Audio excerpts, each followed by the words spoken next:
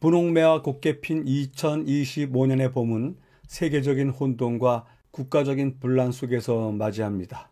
그리고 그러한 난관은 선하고 연약한 백성들과 세계인의 평안한 일상에 적지 않은 충격을 전해주는 듯합니다. 특히 이제까지 세상을 이끌던 가치와 기준과는 전적으로 다른 태도를 가진 붉은 용과 같은 미국 대통령의 분냄이 세상 곳곳에 미치는 영향을 실감하며 세상을 미혹하여 종말로 몰고 갈 최후 지도자의 특성이 어떠할지 상상해보게 되고, 또한 그때 하나님의 백성들의 고난은 어떠할지 그려보게 됩니다. 평안하고 안전하다고 외칠 수 없는 시절, 일주일 동안 여러분의 교회와 가정은 그래도 평안하셨는지요? 이번 주 제12과의 제목은 사랑과 공의 가장 큰 두 계명입니다. 11과에 이르기까지 대쟁투의 대원칙으로서 사랑과 공의라는 큰 주제를 다루어 왔는데요. 이번 주에는 그 대원칙이 이 땅에 사는 하나님의 백성들에게는 어떠한 방식으로 이루어져야 하는지 설명하고 있습니다. 따라서 이번 주 교과는 사랑과 공의에 있어서 가장 큰 두 계명을 제안하고 그에 대한 설명을 첫째 날에 하고 있습니다. 그리고 그 외의 날들에는 그것과 관련되어 있는 주제들을 다루게 됩니다. 이번 주 교과의 기억절입니다. 누구든지 하나님을 사랑하노라 하고 그 형제를 미워하면 이는 거짓말하는 자니, 보는 바 그 형제를 사랑하지 아니하는 자는 보지 못하는 바 하나님을 사랑할 수 없느니라. 기억절은 이번 주에 다룰 주제를 단번에 그리고 명확히 제시하는데요. 하나님의 사랑과 형제의 사랑을 같은 수준에서 다루고 있습니다. 그리고 이는 구약성경의 정수인데 신약성경에서도 이러한 사상이 거듭거듭 강조되고 있습니다.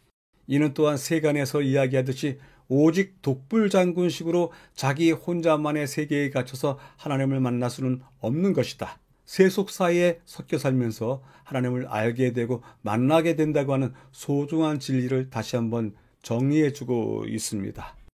기억절을 간략하게 줄여보겠습니다. 형제를 사랑하지 아니하는 자 하나님을 사랑할 수 없다.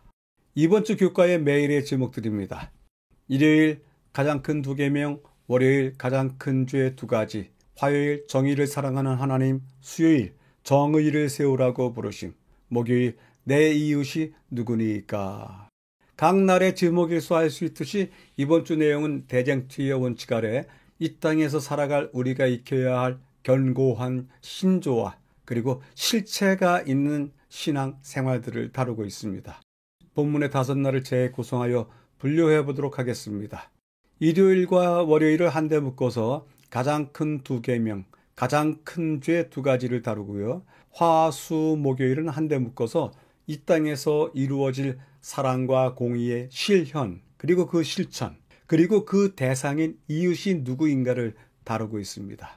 전체 배경을 확인하도록 하겠습니다. 사랑과 공의 가장 큰 두 계명, 그리스도인의 해야 할 의무, 사랑한다면, 그리고 의와 사랑의 성품을 비추어, 이런 어절들이 보이는데요. 그것들을 한 번에 모아보면 지금 이 땅에서 어떻게 살아야 하는가를 이야기하고 있습니다. 이에 본문 내용이 어떻게 진행되는지 살펴보도록 하겠습니다. 마지막 때에 가서 하나님께서 모든 것을 바로잡아 주실 것이라고 우리는 확신하지만 그리스도인으로서 지금 이곳에서 무엇을 하고 있는지도 여전히 중요한 문제입니다. 본문에 나와 있는 이야기, 지금 여기, 이것은 매우 중요하게 다루어지는 신학적인 문제인데요. 이것 없이 종교를 이야기하는 것은 어렵다고들 이야기합니다. 종교의 모든, 신앙의 모든 면면들이 지금 이곳에서 어떻게 실현되고 있는지가 모든 종교의 가장 중요한 초점이라고 이야기를 합니다. 우주적 대쟁투의 수칙 때문에 하나님께서 지금 당장 근절하지 않으시는 불의와 악이 많을 수 있지만, 그렇다고 해서 우리가 마주하는 모든 고통과 악을 최소한 어느 정도라도 완화하는데 우리가 할 수 있는 일이 전혀 없는 것은 아닙니다. 사실 우리는 그리스도인으로서 바로 그 일, 불의와 악으로 인한 고통을 완화시키는 일을 해야 할 의무가 있습니다. 우리가 보았듯이 사랑과 공의는 함께 가고 분리될 수 없습니다. 그리고 이 결과가 하나님은 정의를 사랑하신다로 이어집니다. 따라서 우리가 하나님을 사랑한다면 정의도 사랑하게 될 것입니다. 마찬가지로 우리가 하나님을 사랑한다면 서로를 사랑할 것입니다. 그리고 서로를 사랑한다는 것은 우리 주변 사람들의 안녕에 관심을 가지는 것을 말합니다. 마지막 부분에요. 다른 사람이 가난하고 억압받고 또한 어떠한 불의로 고통받을 때 우리는 관심을 가져야 합니다. 다른 사람이 억압받고 있을 때 그것을 외면해서는 안 됩니다. 그리고 우리가 살고 있는 상처투성이의 세상에 주님의 완전한 의와 사랑의 성품을 비추어 하나님의 사랑과 정의를 확장하기 위해 개인적으로나 공동체로서 무엇을 할 수 있을지 자문해 보기도 해야 합니다. 짧은 본문이지만 전체 배경을 요약해 보도록 하겠습니다. 사랑과 공의 가장 큰 두 계명이라고 하는 제목으로 살펴봤는데요. 전체 배경의 주제는 우리의 사랑과 공의, 세속사에 나타내야 한다라고 하는 이야기를 끌고 나가고 있습니다.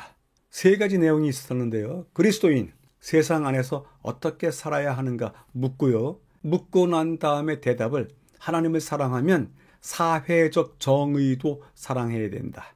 그 사회적 정의가 무엇일까? 가난하고 억압받고 고통당하는 자들을 외면하지 말고 그들을 위해서 해야 할 일을 찾는 것이 사회적인 정의를 실현하는 것이다 라고 이야기를 끌고 왔습니다.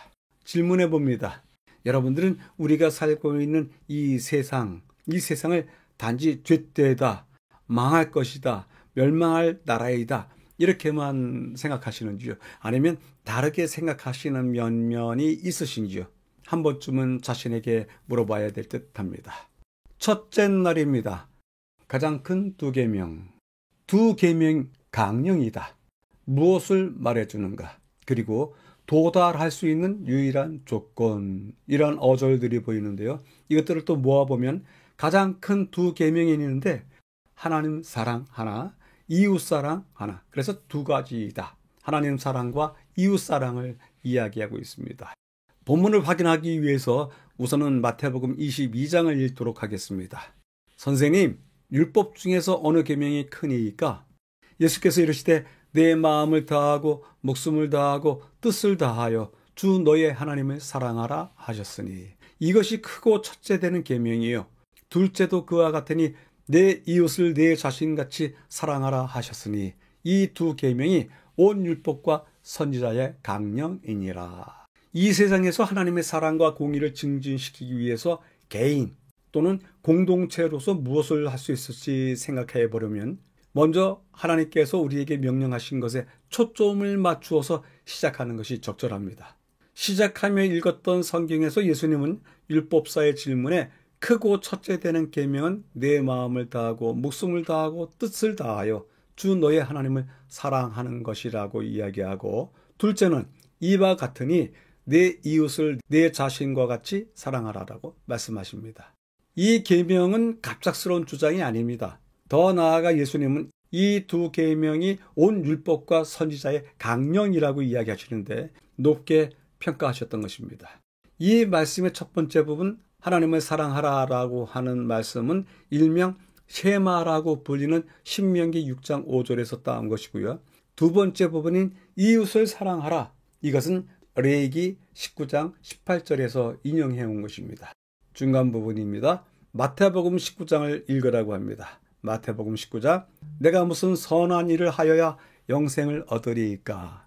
네가 생명에 들어가려면 계명들을 지키라. 살인하지 말라, 간음하지 말라, 도둑질하지 말라, 거짓 증언하지 말라, 내 부모를 공경하라, 내 이웃을 네 자신과 같이 사랑하라 하신 것이니라.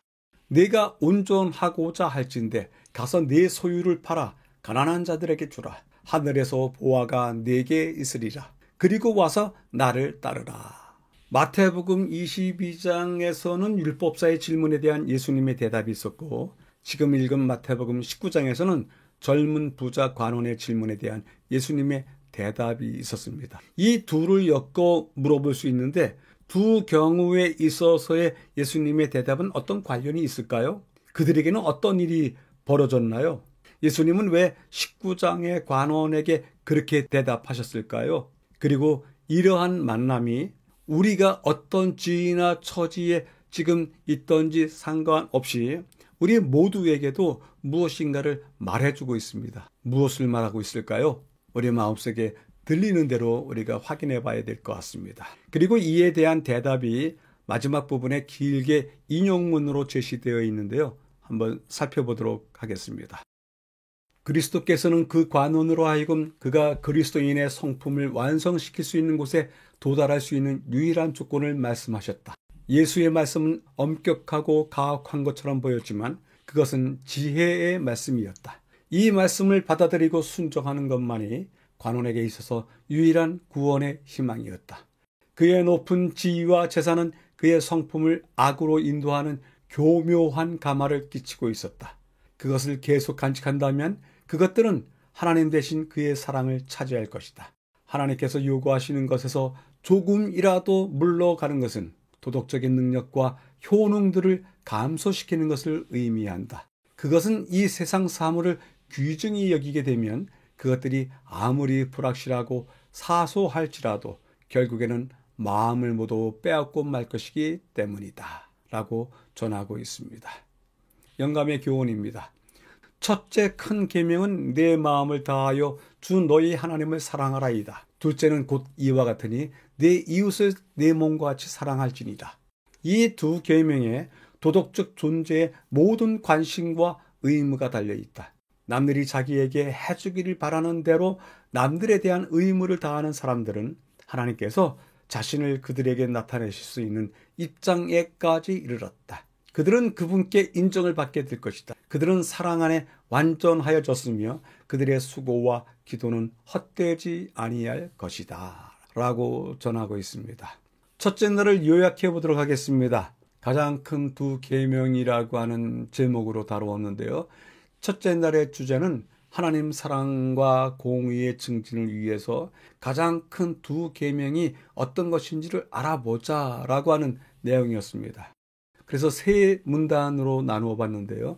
사랑과 공의의 증진을 위해서 개인적 그리고 공동체적인 관심을 갖자. 우리에게 처음 제안을 하기를 이렇게 제안을 하는 것입니다. 그리고 그 제안 속에서 두 계명이 있다. 두 계명, 하나님 사랑과 인간 사랑이 이야기되는데 그 둘은 사실 하나이다. 한 쌍이다. 그리고 이제 주님께서 말씀하시는 세미한 음성을 받아들이고 순종하는 것만이 우리의 유일한 구원의 길이다 라고 하면서 젊은 부자 법관에게 주셨던 말씀을 다시 한번 우리에게도 전해주시는 듯 합니다. 질문해 봅니다. 여러분들이 이제까지 중요하게 여겨왔던 가장 큰 계명은 무엇이었습니까? 헌금을 드리는 것입니까? 종교적인 프로그램에 참여하는 것입니까? 아니면 무엇이었습니까? 묻고 대답하는 그런 마음들이 있으시길 바랍니다.